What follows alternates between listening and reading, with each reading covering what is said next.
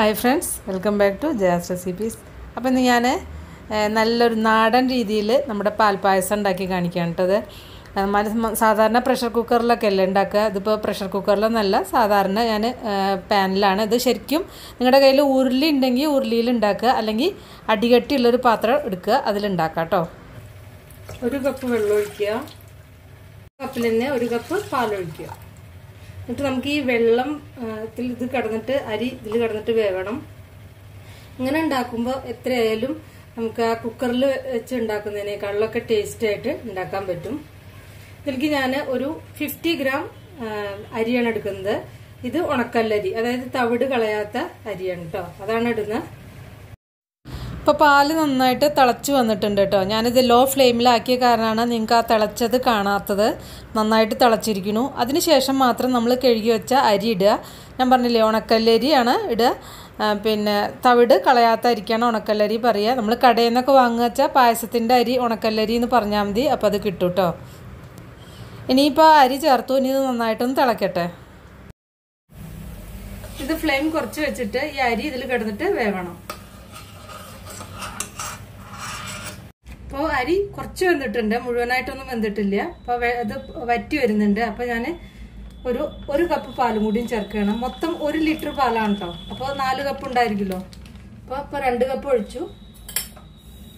ഇനി ബാക്കി 1/2 ലിറ്റർ അവിടെ ഇരിക്കുന്നുണ്ട്, നമ്മൾ കഴിഞ്ഞ് യൂസ് ചെയ്യും. ഇനി ഈ പാലിൽ കിടന്ന് ഇതിങ്ങനെ വേവുമ്പോഴാണ് ഇതിന് ആ കറക്റ്റ് ആ ടേസ്റ്റ് കിട്ടുക. നമ്മൾ ആ ട്രഡീഷണൽ ആയിട്ട് ഉണ്ടാക്കില്ലേ, അപ്പോഴത്തെ ആ ഒരു ടേസ്റ്റ് കിട്ടണമെങ്കിൽ ഇങ്ങനെ ചെയ്യുമ്പോഴാണ്. ഇപ്പോൾ കുക്കറിൽ ഉണ്ടാക്കണതൊക്കെ ഞാനിതിന് മുന്നേ അപ്ലോഡ് ചെയ്തിട്ടുണ്ട്, പിന്നെ നിങ്ങൾക്കൊക്കെ അറിയണമുണ്ടാവും. ഇനിയും കിടന്നിട്ട് ഇത് വേവണം. ഫ്ലെയിം ഒന്ന് കുറച്ച് വെക്കുക. ഇപ്പം ഇതൊരു 3/4 ഭാഗത്തോളം വെന്തിട്ടുണ്ട് കേട്ടോ. ഒരുവിധം വെന്തിട്ടുണ്ട്, മുഴുവനായിട്ട് വെന്തിട്ടില്ല, ലേശം കൂടി ബാക്കിയുണ്ട്. അപ്പം ഞാൻ ബാക്കിയുള്ള പാല് ഇതിലേക്ക് 1/2 ലിറ്റർ പാലും കൂടി ഒഴിച്ചു കൊടുക്കുകയാണ്.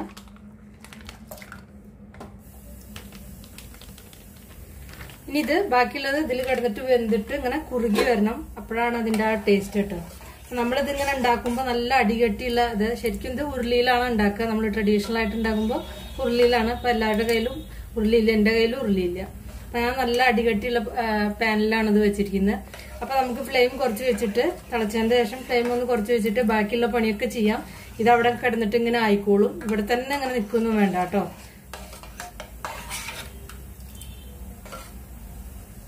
ഒരു കപ്പ് പാലും കൂടി ഞാൻ ഇതിലേക്ക് ഒഴിച്ചു കൊടുക്കുന്നുണ്ട്.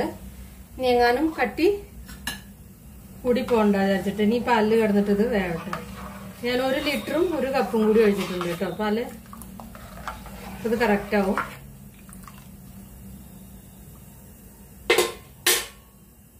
ഇപ്പൊ നന്നായിട്ട് തിളച്ച് വന്നിട്ടുണ്ട് കേട്ടോ. ഞാൻ ഇപ്പൊ ഫ്ലെയിം കുറച്ചു. ഫ്ലെയിം കുറച്ചിട്ട് ഇനി അരി കുറച്ചും കൂടി ഒരു വേവ് ബാക്കിയുണ്ട്, അതും കൂടി ഇതിൽ കിടന്നിട്ട് വെന്തിട്ട് ഇതിങ്ങനെ കുറുകി വരണം. അപ്പോഴാണ് അതിൻ്റെ ആ ടേസ്റ്റ്.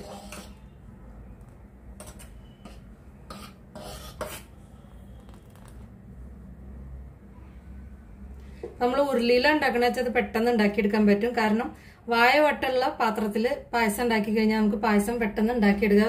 പെട്ടെന്ന് അതിൻ്റെ അതൊക്കെ ഇവാപ്പറേറ്റ് ചെയ്യുകയും ചെയ്യും. നമുക്ക് പെട്ടെന്ന് ഉണ്ടാക്കിയെടുക്കാൻ എളുപ്പമാണ്. ഇതാ അരി നന്നായിട്ട് വെന്തു കേട്ടോ. നല്ല പാലിൽ കിടന്നിട്ട് വെന്തു. ഇനി ഇതിലേക്ക് നമുക്ക് ആവശ്യത്തിലുള്ള പഞ്ചസാര ചേർക്കാം. പഞ്ചസാര ഒരു 200 ഗ്രാം ചേർക്കാം. നിങ്ങളുടെ മധുരത്തിനനുസരിച്ച് ചേർക്കുക, അതാണ് ശരിക്കും കറക്റ്റായിട്ട് വരിക. ഞാനൊരു 200 ഗ്രാമിന്റെ അടുത്ത് വെച്ചിട്ട് ചേർക്കുന്നുണ്ട്.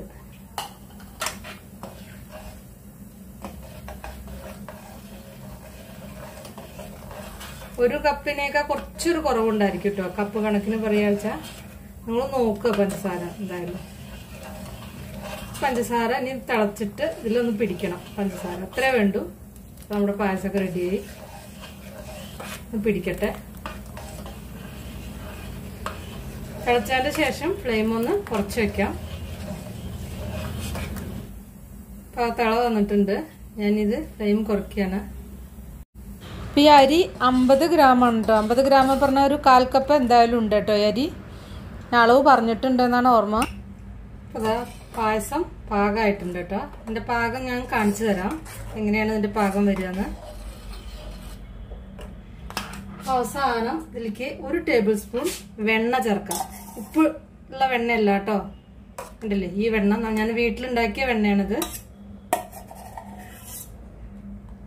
ഇതിലുള്ള ഒരു ടേബിൾ സ്പൂൺ, വലിയൊരു സ്പൂൺ വെണ്ണയാണ് ചേർത്തിരിക്കുന്നത്.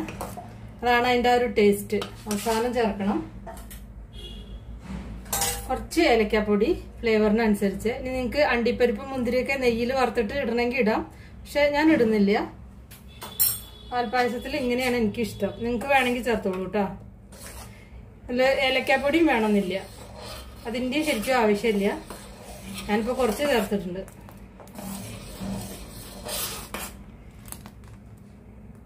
ഇതിന്റെ പാകം കാണിച്ചു തരാം. നല്ല ചൂടുണ്ട് കേട്ടോ. ഒരു ലൈൻ വരച്ചു കഴിഞ്ഞാൽ ഈ ലൈൻ ഇങ്ങനെ കൂടാൻ പാടില്ല. അപ്പൊ നിങ്ങൾ ഇങ്ങനെ നോക്കിയാൽ മതി. ഒരു സ്പൂണിന്റെ അല്ലെങ്കിൽ കയ്യിലിന്റെ അടുത്ത് ഈ ലൈൻ ഇങ്ങനെ കൂടാതെ ഇങ്ങനെ നിൽക്കണം. അപ്പൊ ഇത് കറക്റ്റ് പാകമായിടെന്ന് അർത്ഥം.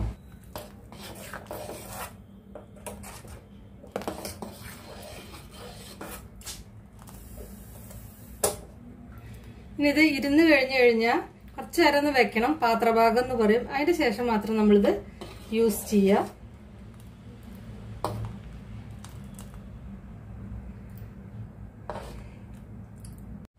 അപ്പോൾ ഇതാ പായസം, നല്ല സൂപ്പർ പായസം, ആ നാടൻ രീതിയിലുള്ള പായസമൊക്കെ റെഡിയായി. നിങ്ങൾ ഉണ്ടാക്കി നോക്കുക. ഉണ്ടാക്കി നോക്കിയിട്ട് ഫീഡ്ബാക്കൊക്കെ ഒന്ന് അറിയിക്കുക. ഇഷ്ടപ്പെട്ടാൽ ലൈക്ക് ചെയ്യാം, അല്ലെങ്കിൽ ഡിസ്ലൈക്ക് ചെയ്യാം. അതുപോലെ തന്നെ നമ്മുടെ ചാനൽ സബ്സ്ക്രൈബ് ചെയ്തിട്ടില്ലെങ്കിൽ സബ്സ്ക്രൈബ് ചെയ്യുക. അപ്പോൾ നമുക്ക് വേറെ ഈസി റെസിപ്പി വീണ്ടും കാണാം. Thank you.